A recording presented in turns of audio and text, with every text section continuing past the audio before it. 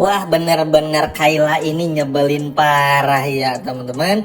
Kok bisa-bisanya gitu loh, Sandra yang sejahat itu memaksa Mutiara supaya mencabut laporannya. Kayla ini nih yang benar-benar dikeselin banget ya dari karakter Kayla ini. Diam-diam ganggu, diam-diam jadi kunti gitu loh. Maksudnya tuh kayak udah deh gitu, ben aja Mutiara gitu loh. Makanya Mimin lebih seneng Mutiara tuh tinggal nggak satu kontrakan sama Kayla tuh biar nggak kayak gini, karena pasti Kayla tuh baik dan terlalu baik alias agak gampang dibodohin. Jadi pasti ngebela itu yang ngebela saudaranya teman-teman. Udah jelas-jelas Mutiara baru bangun dari koma gitu loh tadi. Ya walaupun pada akhirnya Mutiara tetap melanjutkan proses hukum ya atas inisiasi dari Bu Cynthia dan juga Bu Rianti yang keren banget, seneng banget ini. Tapi tetap aja kayaknya Mutiara harus tinggal deh di rumahnya Aditya lagi. Jangan sampai tinggal lagi di rumah kontrakannya karena bakal diganggu sama Kayla.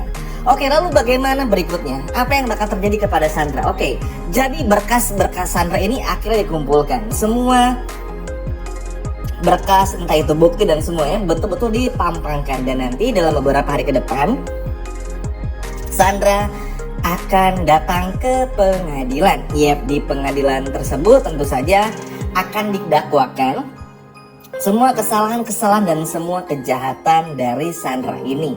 Jadi kayaknya untuk bisa melihat Sandra di penjara, ini adalah momentum yang sangat tepat. Semua betul-betul kompak. Rianti kompak, Aditya kompak, Cynthia kompak, Mutiara apalagi, Kenzo apalagi. Bahkan ketika nanti Kenzo datang ke rumah sakit pun juga Kenzo akhirnya dibikin kagum, tapi sekaligus juga bakal marah sama Kayla karena mencoba untuk mempengaruhi Mutiara. Ya sebetulnya sih ngerti juga, Kayla mungkin berpikir Sandra bisa berubah, tapi kalau menurut Mimin ya bodoh sih itu, bener-bener kelakuan yang sangat bodoh yang nggak perlu dilakukan. Kenapa? Karena begini, Sandra ini tuh tipikal orang yang kalau jatuh berulang-ulang, sama aja kayak orang kayak maling gitu loh, pasti gatel terus, pengen maling terus. Makanya Sandra ini harus dihukum, karena kalau nggak dihukum, lihat aja, ditangkap polisi aja masih sesombong itu, apalagi nggak ditangkap, bahaya Mutiara. Masalahnya kenapa akhirnya memberatkan? Karena begini, mungkin kalau Pak RT-nya nggak meninggal dunia, mungkin Mutiara pun juga bakal cabut laporannya.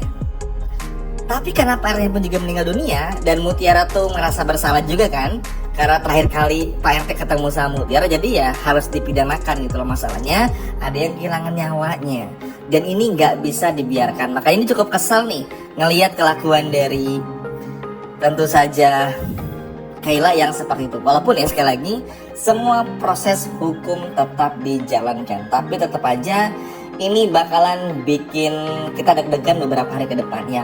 Lalu selanjutnya apa lagi ya, tentu saja Sandra di sini betul-betul panik, nggak tahu mesti ngapain karena Sandra pasti nggak berkutik. Kenzo tuh berhasil menemukan beberapa bukti di video yang akhirnya memperlihatkan bagaimana Sandra menabrakkan mobilnya kepada Mutiara dan juga Pak RT. Entah Kenzo ngebenerinnya dari mana ya, tapi yang jelas di episode besok bakal terpampang nyata. Dan inilah yang pada akhirnya akan membuat Sandra pun juga semakin berat untuk bisa membela diri.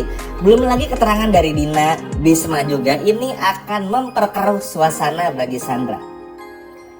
Jadi ada kemungkinan Sandra mungkin akan didakwa 6-10 tahun penjara teman-teman ya, kalau ngelihat dari hukumannya 6-10 tahun penjara. Tapi entahlah, kalau memang nanti ada yang ditambah-tambah atau bagaimana, kita lihat aja. Tapi yang jelas Sandra terancam hukuman sementara sih sejauh ini 6 tahun lah. Seperti apa yang Kenzo katakan di episode sebelumnya. Ya ini sih kalau menurut Mimin sebagai hukuman aja. Walaupun untuk Mimin gak kurang yakini ya Sandra bakal 6 tahun gitu loh. Ya beberapa episode tuh di sana gitu ibaratnya. Tapi minimal harus dihukumnya dulu, masuk aja dulu.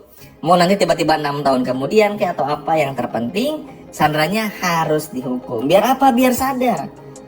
Jangan tiba-tiba tarik laporannya terus berharap Sandra sadar. Enggak, nggak bisa. Kita nih nggak bisa merubah hati seseorang, hanya Tuhan aja teman-teman. Makanya tadi pasti banyak yang kesel kan ngeliat kelakuannya Kayla kayak gitu. Ngerti ya, masalah. Nggak bisa kita bilang tenang kok dia bakal berubah, nggak bisa. Bahkan ke pasangan kita sekalipun pun nggak akan bisa bilang kayak gitu. Manusia tuh nggak akan pernah bisa merubah manusia lainnya kecuali izin Tuhan. Dan inilah yang pada akhirnya bikin Mutiara pun juga sadar, kalau Sandra dilepasin sekarang emang bakal berubah, mana mungkin. Makanya Mutiara nggak mau cabut laporannya, kurang lebih kayak gitu. Lagian aneh-aneh aja kali ini. Nah, di sisi lainnya, tentu hal ini pun juga bikin Kenzo pun bangga, bikin Rianti pun juga bangga kepada Mutiara.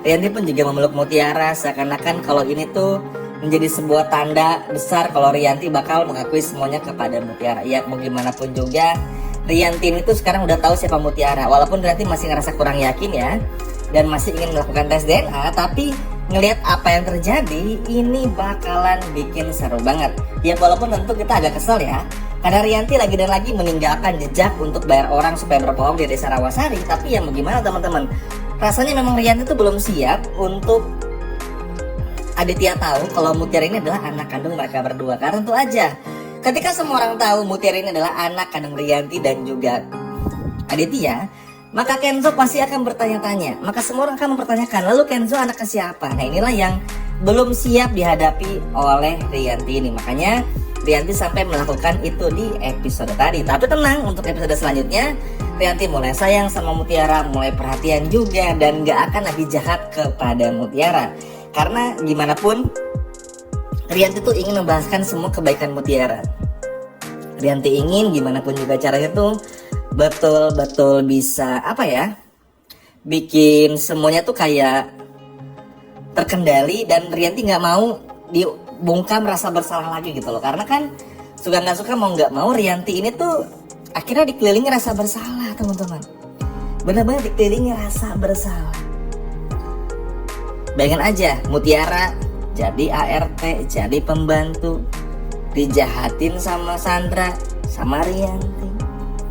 Bahkan Rianti benar-benar sejak itu ingin menghilangkan Mutiara, melenyapkan Mutiara. Kita semua tahu jahatnya Rianti kayak gimana. Tapi setelah tahu fakta yang ada, teman-teman lihat sendiri kan, waktu bilang kepada Mutiara aja tuh, Mutiara ini terserah kamu, mau kamu hukum gimana, yang terpenting kamu jangan dengerin orang lain, ikutin apa kata hati kamu kan. Akhirnya apa? Itu tadi.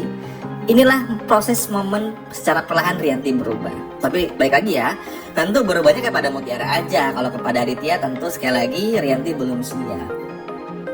Tapi senang banget secara perlahan pun juga benar-benar mulai berubah juga. Walaupun sekali lagi teman-temannya masih butuh waktu bagi Rianti. Tapi yang jelas semoga kedepannya Mutiara pun juga segera tahu siapa Rianti, biar nggak ada lagi dosa di antara mereka berdua. Supaya mereka berdua pun juga bisa bersatu. Walaupun ini berat tentu aja, karena seperti yang kami katakan juga, dengan Rianti yang pada akhirnya berhasil melihat tanda lahir kaki Mutiara, dengan pada akhirnya Rianti yang berhasil mengetahui Mutiara adalah anak kandungnya, ini nggak serta-merta bakalan ngebongkar masalah yang lain. Pasti butuh waktu. Tapi disitulah letak keseruannya. Makanya kalau teman-teman perhatiin, cerita itu makin seru dan gak garing banget seperti sebulan yang lalu. Benar-benar terstruktur dan kita pun menonton jadi penasaran. Wah, semoga aja di episode berikutnya hubungan Mutiara dan Rianti semakin dekat lagi. Amin banget. Sekian video dari Min dan sampai jumpa lagi. Dadah.